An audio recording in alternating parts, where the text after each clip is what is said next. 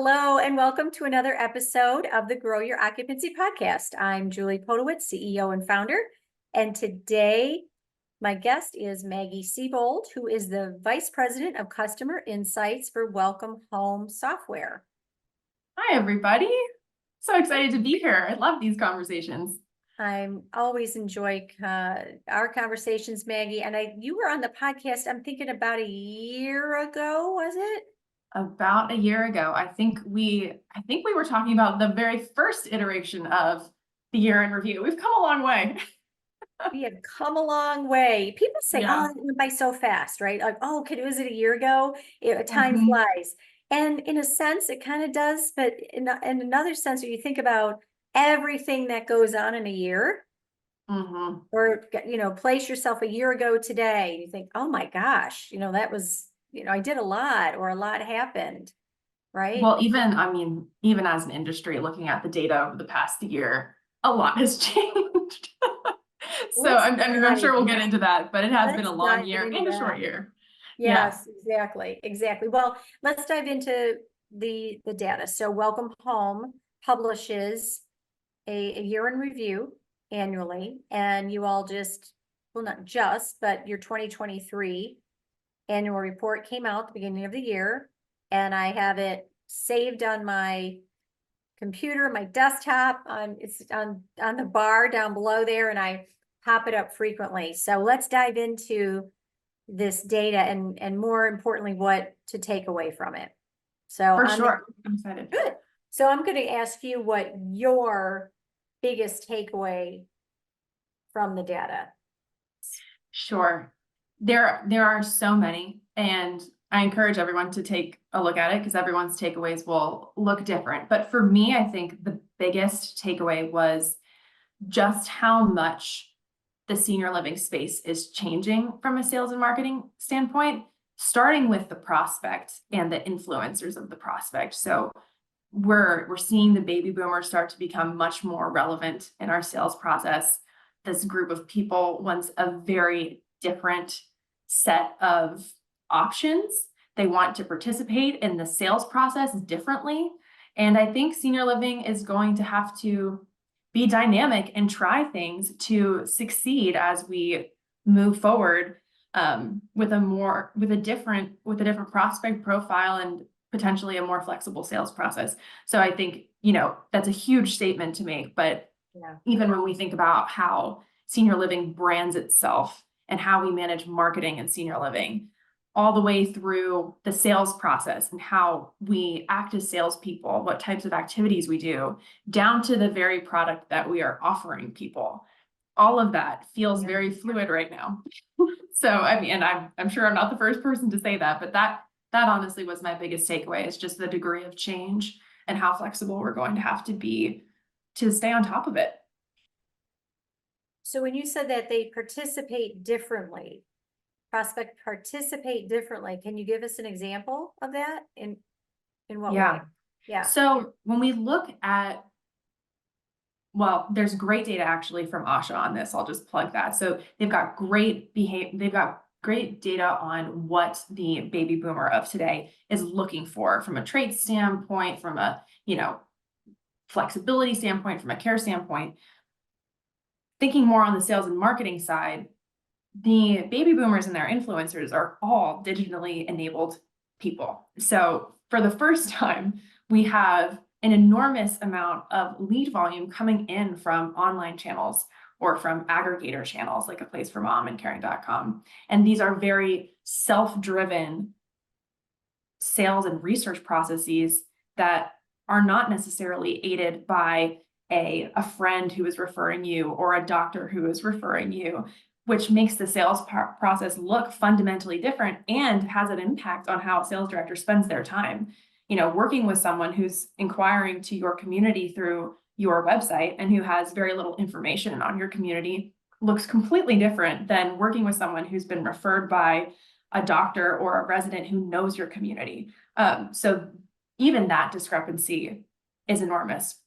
We also see the baby boomers taking a longer time to go through their research process. So it's becoming more and more difficult to understand at the beginning of the sales process is this prospect trying to learn and going to make a decision in a couple of years? Or is this prospect very high momentum right now and likely to move in the next 30 to 90 days? Making that differentiation has become harder and harder with the online adoption of channels, because you just don't know as much about someone at the outset of the journey. So from a time prioritization standpoint, it can be really hard. Sure. Well, I mean, that's the importance of discovery then too. And, Right. and maybe as you're talking, it's the, we've been talking about in this business for as long as I can remember, to engage prospects earlier on, engage them before it's a crisis. And now this was before, I mean, Yeah. or the website was kind of a page on, like a page with your address on it, basically. Right. And now there is so much opportunity, and there has been for, a handful of years from a digital standpoint, a marketing automation standpoint, a messaging standpoint, website and everything else, to engage earlier. The thing is, and you're saying they are, and I believe it. The thing is though, from a sales perspective, we say we want these prospects, we want our customers to engage earlier, but we act as if they're wanting it now or needing it now. And when they don't, they go into that cold database. It's a conversation for another time, but it's so critically important to identify. So if you do have a higher number of prospects and leads, and based on the data, that's really what's sticking out to me, we do, but they're not already right now. Right. So that's an opportunity to, the data is so critically important, then analyzing it. And now what can we do?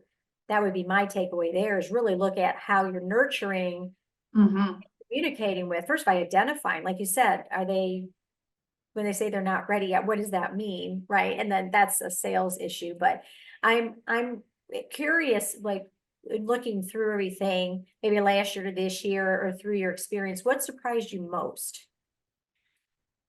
Yeah. I know our data pretty well, so I wasn't overly surprised by our own data. But when I was looking through some of this ASHA data on the baby boomer, there was a stat in their report. I think it was called The Future of the Baby Boomers. If anyone wants to take a look at this, they had a stat that said 90% of seniors, or something along those lines, want to stay at home and want to have care brought to them. And there's another stat floating around. I've heard a couple different ways, but I've heard it said that, we're only capturing 10% of age and income qualified seniors. So when you think about those two data points taken together and the degree of need that will happen over the next 20, 40, 60 years, as the baby boomers, who are one of the biggest groups of people in the United States we've ever had, as they age in and as they have care needs that continue to expand, we see chronic disease rates increasing over time as well. Diseases like dementia and Alzheimer's and heart disease that make people need care. Not everybody wants to get it in the way that we're delivering it right now. So what does that mean for senior living? I don't have the answers. I wish I did. But to me, it's a call to action around solving some of these persistent issues that you're mentioning, really speaking to the seniors that have the care before it's an emergency, so that the value proposition of senior living is clear and understood as an option earlier in the process, before it becomes, to your point, an emergency, or there is like a meaningful trigger event. So that was the most surprising thing to me. When you're saying that, the 90% or the data from ASHA, 90% of those polled would prefer to stay home. So we're capturing 10%. I'm curious, we don't have the answer to this, but yeah, when we say we're capturing 10%, I'm quite convinced it doesn't mean we're capturing, meaning they're all moving in. If that's 10% of those who would consider senior living, what percentage of that we're capturing is about 15%. So we're capturing, depending on, your conversion ratios, 10 to 15% of the 10%, which, that's still if we just captured 20% of the 10% or 30%. Right. The data points that really sticks out to me. I'm looking over, here it is. Despite persistently high demand, 40 leads per 100 units per month. So 40 leads per Mhm. 100 units that are available. Does that what that means? 40 leads per So the way 100. that, the way that we're looking at this is we wanted to say, on average, how many new leads does a community on Welcome Home have in Got a it. given month? Okay. The 100 units piece is to normalize the size of the community so they're Okay. comparable, apples to Got apples. it. Yep. Well, if you think about that, 40 leads per 100 units sounds like enough leads. I mean, this isn't just 40 Doesn't once, it? this is 40 every single time. Yeah. And that doesn't mean 40 qualified leads. It doesn't mean 40 leads we connect with, because Right. most of these 40 come in through the internet, right? So the Most. first have to connect with them. Okay. Mhm. Who So, am and this I? is, Oh, I'm sorry. Go ahead. yes. Well, and this is the interesting piece is we do have plenty of leads. We've got lots of leads. In fact, based on a lot of the anecdotal conversations I've had with, customers using Welcome Home, we may have too many leads. It's how we are narrowing down, to our earlier point in the conversation, to the set that is actually intentionally moving forward with senior living, and the amount that we successfully connect with and build a relationship with, which, to your point on the discovery side, ends up being pretty small. When inquiry to tour and tour to move-in take us down to about 4 move-ins a month. So for I mean, you would 40 think, leads, 40 new leads, and it's not just the new leads that are moving in. I get it, but Yeah. if you're over time, Yeah. right, it Right. averages out, and we are moving, then they're moving in about 40. One thing I do love about the Welcome Home CRM, and there are a couple others that do that, but you all do this, and is track, if a client wants, is track that new lead to connection ratio, which is I'm Mhm. passionate about. That was my one thing Yes. we gotta have, because you can have 100 new leads, Yeah. if you're not talking to them or connecting with them in some way, they're, Right. it's not, yeah, so it's a misnomer. And in some systems, it will say, even the reports will say how many qualified leads, 40 qualified leads. And we don't know if they're Not all helpful. qualified. And then when we do connect and we say qualified, we don't mean that we have done a financial analysis. It just means they haven't fallen off the pipeline. Mhm. They're qualified Mhm. to continue the conversation. That connected phase, I also love it. We are pushing it to have a broader set of adoption on that stage of the sales funnel, because I do think I'm very curious to know, of that 40, how many do we actually connect with? And then from there, that's a much more fair conversion metric. 100%. Yeah. Different conversation, but someone would have to really, I would want to understand why you wouldn't want that metric. And I know Yeah. some people don't, and they have their reasons, but why wouldn't you want to know that? To me, it's Mhm. critical. It's absolutely critical, Mhm. because Well, yeah. And I mean, to all the great work that Grow Your Occupancy does, I honestly think it's partially just a shift in mindset. It's not that people are, at least the people that I've spoken to about adopting that stage of the funnel, it's not that they're opposed to it, it's just they didn't think of it, because everybody's got too many things on their plate. maybe that's And it all you too. really need to know is the awareness. Or we have, inquiry to, or I call it lead to prospect, but lead to connected. Mhm. Connected lead, that's so critically important, because I always want to know how to solve the occupancy because of where is the gap or gap Mhm. as narrow as possible to be able to attend to just Yeah. get to solve it, right? Yeah. Yeah, I mean, to your point, if you really want to diagnose your opportunity or your challenges, you have to be able to isolate what part of the sales funnel the Yeah. challenge is happening in. And so it really narrows the set of questions that you might be up against if you have the additional stage. If it's inquiry to connection, then suddenly you're able to say, well, is it a staffing issue? We don't have coverage when we need to because we're not connecting with people. Versus, if it's just inquiry to tour, that could be about your discovery process. That could be about the success of the first call. That could be about pricing is available on your website or it's not. It could be a whole bunch of, really hard to say. 100%. Yeah, really No, hard to you say. totally get it. Totally get it. It's very hard to say. It's, it's even hard to say if you narrow it down to four things, but you can at least have four things, four Yeah. reasons, right? And then say, okay, let's check this one, let's check this one, let's check this one, rather than guessing. Mhm. And then we need Mhm. more leads. We need more leads, we need more leads, more leads are coming in, and we still have four move-ins. Mhm. So the more leads didn't solve the problem.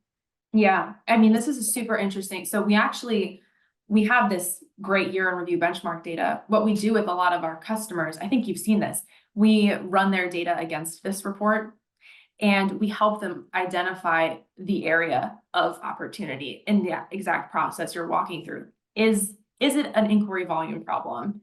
Yes or no? Okay, we'll safely assume it's not that. Is it a inquiry to tour issue? And to your point, if you're not able to narrow it, there's a whole list of 6 or 7 things, maybe longer, that could be going wrong. Is it a tour to move-in problem? So where do we really focus? And those conversations there's a lot to look at. There's a lot to look at. There is a lot to look at, and it's simple, it's not easy.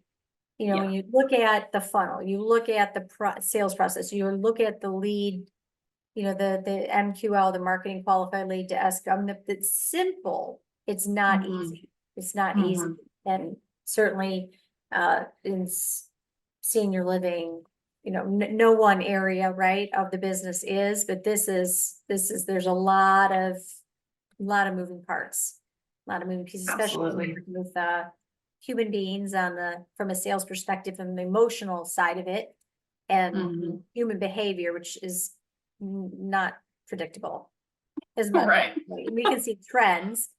So Maggie, always great to talk to you. And we are going to do 2 parts because you have so much great information. But to conclude part 1, I wanted to ask you what, if anything, that you learned 2023 and compiling the data. Like you said, you're in it every day, but what's one thing you learned that you didn't know before?